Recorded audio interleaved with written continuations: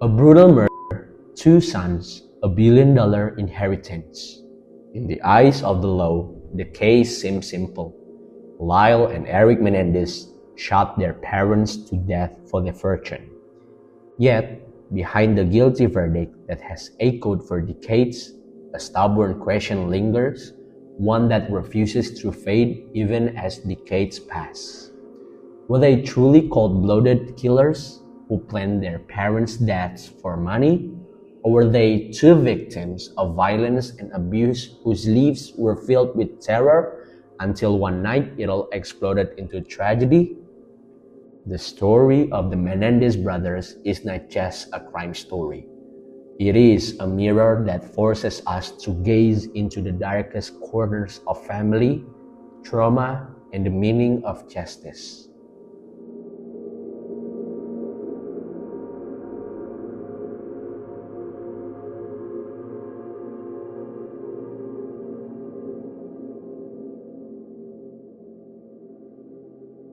Beverly Hills, August 1989. In the city rich with glamour and secrets, the news of a brutal murder shook the elite community. Jose and Kitty Menendez were found dead in the family room of their luxurious home on Elm Drive.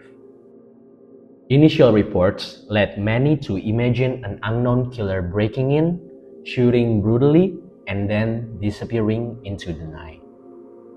However, as time went on, the truth that unraveled was far more astonishing and more horrifying. The perpetrators were not strangers.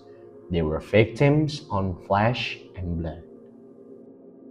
That night, August 20, 1989, around 10 o'clock, Jose and Kitty were sitting and watching television.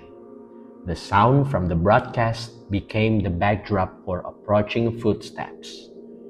Lyle and Eric, each holding a 12-gauge Mossberg shotgun, entered the family room. Without warning, they fired the first shots.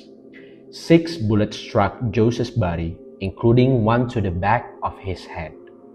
Kitty, severely wounded, stumbled and tried to crawl away. Lyle, out of ammunition, returned to the car to reload. He went back inside the house and fired again, ensuring their parents were lifeless. Kitty ultimately received 10 shots, her body lying on the family room carpet, now a mixture of blood and the family's shattered dreams. Outside, the world went on as usual. Lyle and Eric proceeded with their plan. They left the house, disposing of the weapons, clothing, and shell casings in various locations. They got in their car and continued their evening as planned, watching the movie Batman, attending the Taste of LA Festival. The scenario was designed to create a distance between themselves and the murders they had just committed. And for a while, it worked. The Beverly Hills Police, seeing a home with clear signs of violence, initially thought it was the work of robbers or one of Jose Menendez's business enemies. However, small clues began to lead back to them. Investigators learned that just 2 days earlier, the brothers had purchased the exact same type of shotguns used in the murders. They also heard stories about how Lyle and Eric began spending conspicuously large amounts of money after their parents' death. The inheritance, valued at $14 million, started flowing into luxury items, sports cars, expensive watches, vacations, private tennis coach. For the prosecution, this was a classic picture of motive: greed. But behind the public image of the Menendez family's success, a different story was hidden, one unseen by neighbors or business associates. Jose Menendez was a Cuban immigrant who built his success from the ground up, becoming a top executive at RCA Records and Live Entertainment. His ambition and control were applied not only in business but also at home. He demanded perfection from his sons, leaving no room for weakness. Kitty, a former beauty queen and housewife, dutifully maintained the family's image. From the outside, their life looked like the perfect American dream. But according to Lyle and Eric, behind the walls of that magnificent house, they lived in deep fear. Fear of a father they accused of sexual and physical abuse for years. They claim Jose not only demanded achievement, but also used his power to harm them in unimaginable ways. And Kitty, they said their mother chose to remain silent, turning a blind eye to protect her reputation. This story only came to light publicly thanks to an unintentional leak. After rumors, Eric began therapy sessions with psychologist Jerome Oziel. In the counseling room, he confessed his darkest secret, that he and his brother had killed their parents. Oziel, shocked, later told his girlfriend Judalyn Smith. Smith, angry and fearful, reported it to the police. This was the beginning of a dramatic narrative shift from a simple inheritance case to a dark tale of a family abuse. In 1993, the first trial began.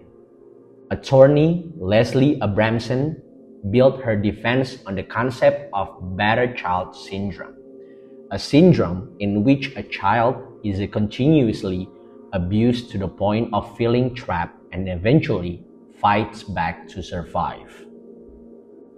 In the courtroom, Lyle and Eric spoke with trembling voices, recounting their experience of being raised in what they described as a house of terror. Some jurors wept. However, others still saw the sequence of events: the purchase of weapons, the disposal of evidence, the neat alibi, the lavish lifestyle afterward. To them, this was premeditated murder. The debate reached a stalemate. The jury could not reach a unanimous decision. The result, a hung jury. The case had to be retried. The second trial, in 1996, proceeded under different rules. Prosecutors David Kahn and Lara Gatz came with a focused strategy, attacking the credibility of the abuse story, portraying it as a lie to avoid the death penalty.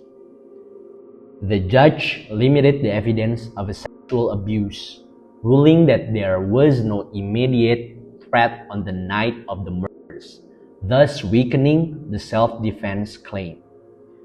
Before the jury, the version of the story presented left little room for sympathy.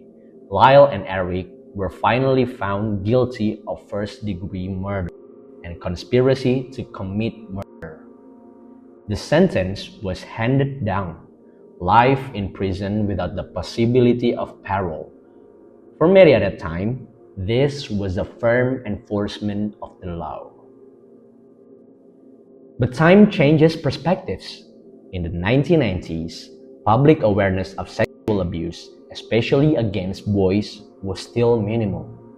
Battered child syndrome was not widely understood in the legal realm. 2 decades later, with movements like #MeToo, society began to see patterns of abuse with different eyes. The story of Lyle and Eric began to be re-examined. In 2023, a shocking confession emerged from the past. Roy Rosello, a former member of the boy band Menudo, revealed that he had been raped by Jose Menendez as a teenager. This testimony strengthened the claims that were once widely considered lies. This was compounded by the discovery of a letter written by Eric to his cousin, Andy Cano. a few months before the murder. In the letter, Eric wrote about his father's unimaginable and soul-destroying behavior. Because this letter was written before Joseph's death, it was difficult to dismiss as a defense fabrication. Relatives and family friends also began to speak out, recounting disturbing behavior from Jose and Kitty and the change in the two sons' attitudes leading up to the tragedy. This new evidence reached the desk of Los Angeles County District Attorney George Gashon. Unlike his predecessors, Gashon took the abuse narrative seriously. He acknowledged that our understanding of trauma is now far more extensive than it was in the 1990s.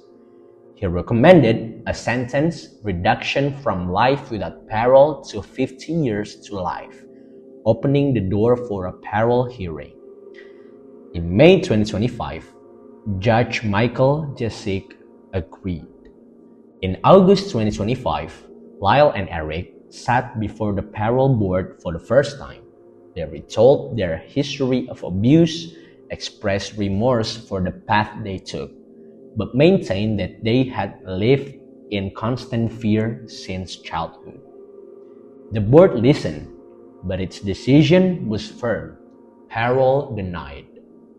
The reason no longer lay in disbelief of the abuse claims, but rather in their prison conduct with courts, especially Eric's, which included disciplinary infraction from illegal cell phone possession to drug smuggling. For now, the door out from behind bars remains closed. This story is not over. The two can apply for an earlier rehearing, utilize new evidence, or even seek a pardon from the governor of California. Outside of prison, the public continues to debate. Some see them as monsters who kill for money. Others see them as victims who finally fought back after years of being hurt by the people who were supposed to protect them. The media played a major role in shaping this perception. In the early 1990s, live television coverage from the courtroom turned their trial into a national spectacle, complete with the label "The Beverly Hills Rich Kids," who were hungry for wealth. But now, documentaries like Monsters, the Lyle and Eric Menendez story attempt to explore their human side, showing trauma as the backdrop to their extreme actions. A new generation of viewers, raised in an era of trauma awareness, is more inclined to accept the narrative that monsters are often not born, but created. The Menendez Brothers case is a test of the limits of justice. From a legal perspective, the evidence presented in the second trial showed careful planning. The steps taken before and after killing their parents were inconsistent with the concept of spontaneous self-defense. However, from a psychological perspective, the tragedy can be seen as the climax of a life filled with terror under the power of a predatory father, exacerbated by a mother who did not protect them. These two viewpoints pull at each other, forcing us to acknowledge that crime stories often arise from a dark mixture of an individual choice and the environment that shapes it. The truth, in this case, is rarely black and white. It lies in the gray area where guilt and victimhood meet.